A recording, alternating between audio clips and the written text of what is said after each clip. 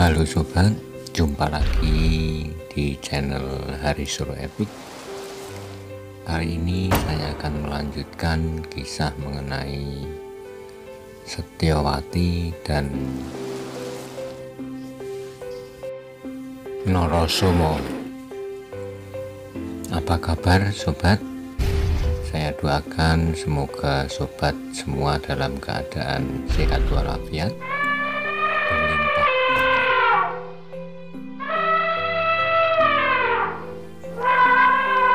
murah rezeki, bahagia senantiasa. Bagi sobat yang belum subscribe, mohon untuk subscribe, like, share, dan komen untuk mendukung perkembangan channel ini ke depannya. Terima kasih. Selamat menonton. Salam budaya.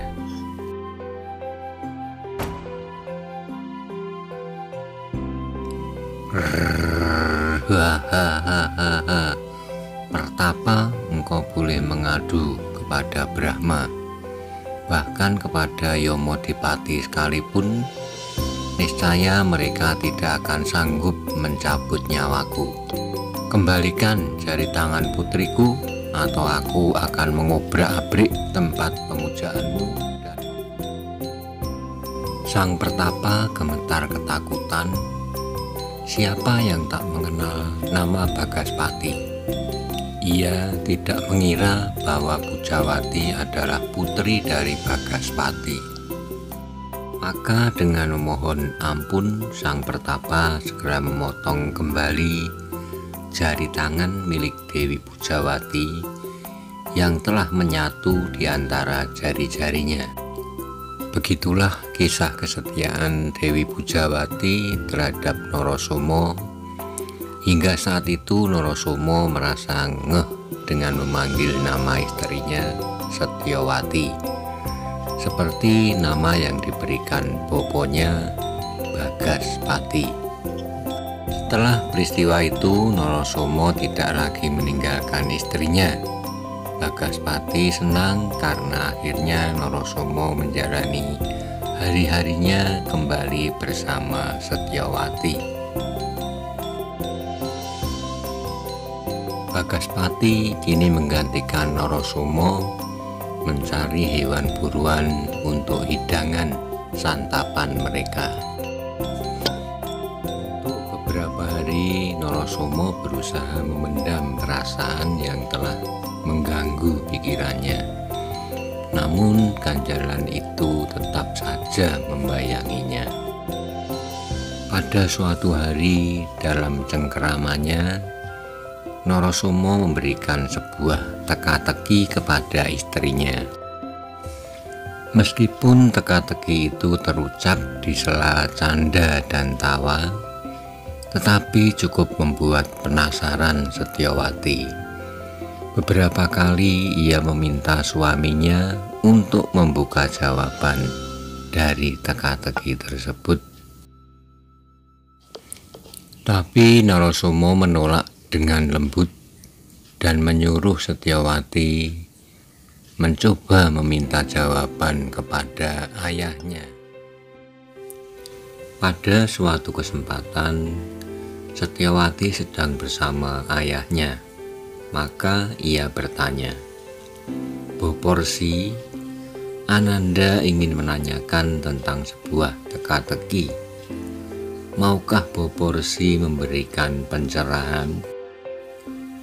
"Baiklah putriku, utarakan teka-teki itu. Bopo akan mencoba menjawabnya."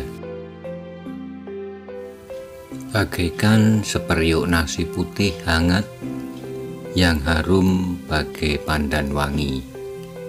Sungguh hidangan yang sangat lezat untuk dinikmati. Namun sangat disayangkan ada satu gabah yang menyelip di antara butiran nasi yang bernas itu. Bagaspati seorang resi yang weruh sadurunge winarah, atau mengetahui segala sesuatu yang belum dan bakal terjadi.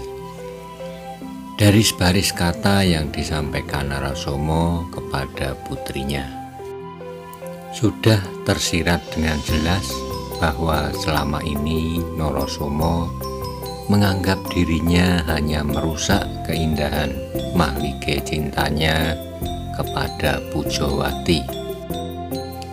Maka tidak mengherankan jika selama ini Narasoma selalu menghindar dan selalu beralasan untuk tidak segera pulang kembali kepada orang tuanya di Mandoraka. Sedih kembali dirasakan oleh Bagaspati. Di satu sisi ia sangat mencintai putrinya. Apapun akan ia lakukan demi kebahagiaan putrinya, walau nyawa taruhannya. Ia menyadari mungkin sudah tiba saatnya ia harus kembali ke Sang Hyang Widi, yang mana juga menjadi kilas balik dari dendam Bathara Guru kepadanya. Tanpa menanggapi keheranan Setyawati akan perubahan raut muka dan sikapnya, Bagaspati berbisik lirih kepada putri tercintanya agar segera memanggil Narasoma dan meminta sang putri menyiapkan peralatan upacara serta sesaji.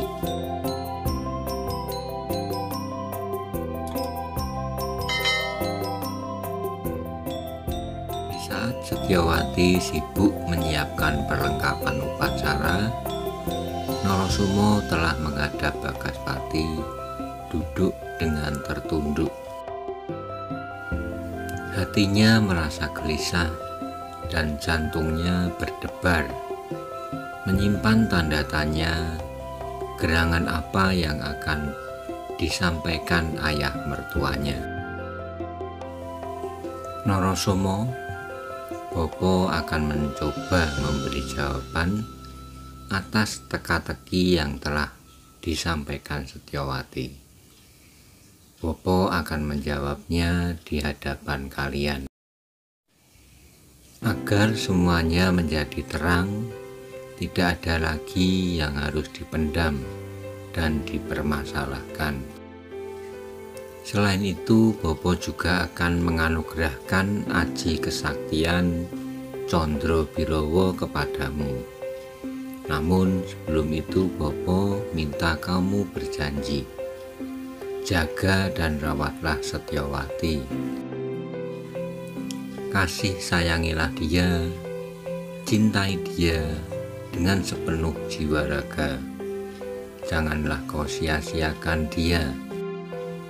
Walaupun dia hanya seorang anak gadis gunung yang jauh dari Subo Sito dan kekurangan tata pergaulan kerajaan, tetapi dia anak yang baik, patuh dan sangat setia kepadamu. Jika nanti kau kembali ke Mandoraka, Bopo minta pegang teguhlah janjimu. Narasoma tidak mampu menatap Bagaspati. Dengan mulutnya serasa terkunci, ia mencoba memaksa mulutnya sampai bergetar, mengucapkan sumpah di hadapan Sang Resi. Boporsi, dengan disaksikan langit dan bumi, Ananda bersumpah tidak akan menyia-nyiakan Setyawati. Dengan tulus hati, cinta Ananda kepadanya sehidup semati. Ananda akan selalu menjaganya. Hanya itu yang mampu diucapkan Narasoma. Begitu sulit bibirnya untuk berkata-kata, seperti ada beban batin yang menghimpitnya. Bagi Bagaspati, sedikit ucapan Narasoma itu telah menyejukkan hatinya, menenteramkan pikirannya. Bagaspati lalu menjelaskan aji kesaktian Condro Birowo yang akan diturunkan kepadanya. Condro yang berarti bulan, dan Birawa yang mengandung arti kegelapan, bermakna bulan yang menerangi kegelapan. Bulan yang diumpamakan sebagai tempat cahayanya hati orang-orang yang arif. Cahaya yang keluar dari hati memantulkan kekuatan yang tidak dimiliki oleh benda-benda lainnya. Cahaya itu dapat melembutkan kerasnya hati dan pikiran manusia, sehingga dapat membentuk peradaban yang berguna bagi alam semesta. Maka jadilah seorang yang mampu menenteramkan dan menyenangkan bagi sesamanya. Bagaspati mengingatkan bahwa Aji Candrabirawa sangat ampuh. Namun aji kesaktian ini akan sangat tidak bertuah jika hanya dipergunakan untuk mengagungkan nafsu diri dan keserakahan. Malam kian larut, Setyawati telah datang membawa perlengkapan upacara dan sesaji yang menurut mereka adalah upacara untuk menurunkan Aji Candrabirawa. Kain kafan dibentang, wangi dupa dan kembang menebar di ruang pesanggrahan. Api pancaka mulai bergemeretakan ketika Resi Bagaspati melakukan puja semedi melantunkan doa. Dalam suasana hening, Bagaspati mengatupkan mulutnya, mengheningkan cipta di hadapannya.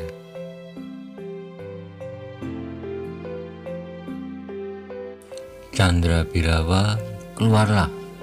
Di hadapanku adalah ahli warisku. Menyatulah kau dengannya. Aku ingin pergi ke alam keabadian yang sejati. Telah tiba waktunya bagiku untuk pulang ke alam kelanggengan. Keluarlah Candrabirawa, ikutlah kau bersamanya, bersama menantuku Narasoma sebagai pewaris kejayaan Candrabirawa.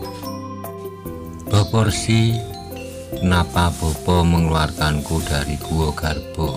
Bopo, aku hanya ingin ikut dengan Boporsi. Aku meragukan Gua Garba ahli warismu. Dia tidak memiliki darah putih seperti Bopo.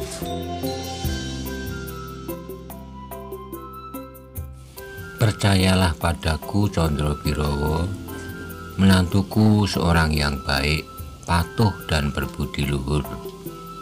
Cobalah menyelaraskan diri bersemayam padanya. Awalnya Candrabirawa menolak, tetapi pada akhirnya dengan sangat terpaksa ia menuruti kata-kata Resi Bagaspati. Candrabirawa melesat keluar dari garba Bagaspati dan seketika merasuk ke dalam Gua Garba Narasoma. Putra Mandaraka sempat bergetar tubuhnya saat menerima penyatuan Candrabirawa. Pihak berbarengan dengan keluarnya Candrabirawa dari Gua Garba Bagaspati, maka roh Bagaspati pun terlepas dari jasadnya. Sang Resi ambruk dari dampar pesanggrahan, jatuh ke dalam pancaka brojo. Dewi Setyawati menjerit tatkala melihat ayahnya terkapar di api pembakaran. Narasoma terkejut, ia segera memeluk Setyawati yang saat itu menangis menjerit ketika mengetahui ayahandanya telah kembali ke alam baga. Itulah jawaban Resi Bagaspati. Narasoma menyesali diri, ia merasa sangat bersalah. Demikianlah sobat, akhir dari episode Setyawati dan Narasoma. Terima kasih telah menonton. Sampai jumpa pada episode-episode kisah berikutnya. Salam budaya.